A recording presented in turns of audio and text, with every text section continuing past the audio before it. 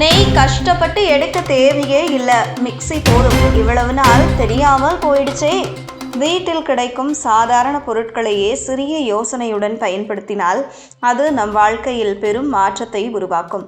உதாரணமாக, ஆரஞ்சு, எலுமிச்சை போன்ற பழங்களின் தோலை சாப்பிட்ட பிறகு தூக்கி எறியாமல் சிறிய துண்டுகளாக வெட்டி ஃப்ரிட்ஜில் வைத்தால் ஃப்ரிட்ஜில் இருந்து வரும் கெட்ட வாசனை மறைந்து இயற்கையான இனிய மனம் பரவும். இந்த தோல்களில் உள்ள இயற்கை எண்ணெய்கள் பாக்டீரியாவை தடுக்கும் திறன் கொண்டவை. அதேபோல்தான் பலரும் வெண்ணெய், நெய் தயாரிக்க மிகவும் சிரமப்படுவார்கள். அதற்கு மிக்சியிலேயே வேலையை முடித்துவிடலாம்.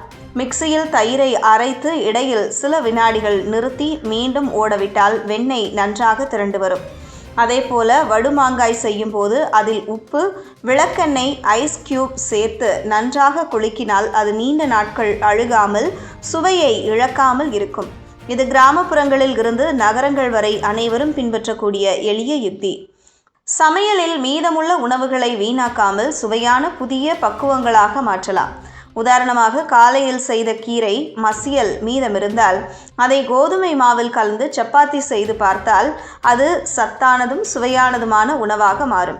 குழந்தைகள் விரும்பி சாப்பிடும் இந்த வகை ஆரோக்கியத்தையும் சுவையையும் சேர்த்து தரும். முட்டைக்கோசின் கனமான மேல் தோலை எப்போதும் குப்பையில் போடுவோம்.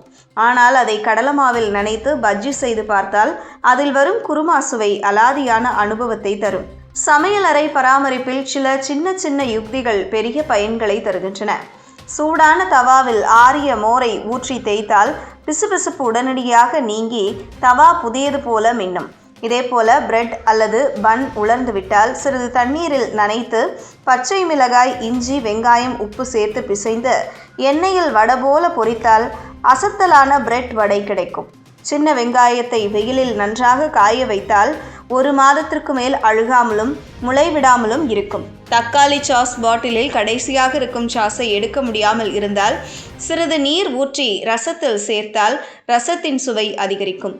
ஜவ்வரிசியை நெய்யில் வறுத்து ஆறியதும் தயிரில் ஊற வைத்து பச்சை மிளகாய், கடுகு, கொத்தமல்லி சேர்த்தால் வித்தியாசமான தயிர் பச்சடி ரெடி. கத்திரிக்காய் சமைக்கும் போது சிறிது தயிர் சேர்த்து சமைத்தால் அதன் நிறம் மாறாமல் அழகாக இருக்கும். மீதமுள்ள சாதத்தை தோசை மாவில் சேர்த்தால் தோசை மென்மையாக வரும். கொத்தமல்லி இலைகளை காகிதத்தில் மடித்து பிளாஸ்டிக் பையில் வைத்து ஃப்ரிட்ஜில் வைத்தால் 1 வாரம் முழுவதும் பசுமையாக இருக்கும். வெந்தயம் ஊற வைத்த நீரை தலையில் தடவினால் முடிவேர்கள் பலப்படும். மேலும் பால் கொதிக்கும் பொழுது அதில் சிறிது சர்க்கரை சேர்த்தால் பால் அடர்ந்து பொங்காது. தேநீரில் சிறிது இஞ்சி, எலுமிச்சை சேர்த்தால் சுவையும் மனமும் அதிகரிக்கும். பழைய பிளாஸ்டிக் டப்பாக்களை சோடா பவுடர், வெதுவெதுப்பான நீர் வைத்து கழுவினால் கெட்ட வாசனை மறையும். பாத்திரங்களில் உள்ள கடின எண்ணெய் படிந்ததை வெந்நீரில் எலுமிச்சை சாறு சேர்த்து ஊற வைத்தால் எளிதில் அகற்றலாம்.